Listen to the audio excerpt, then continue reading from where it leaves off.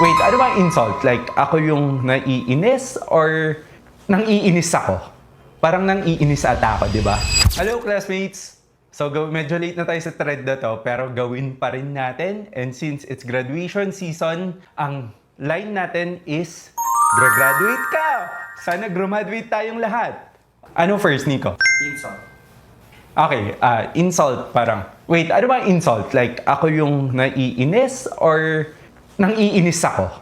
Parang nang-iinis ata ako, di ba? Ay, madali lang to. Lagi ko ginagawa to sa mga estudyante ko. Sure ba kayong graduate kayo? Okay. Excited.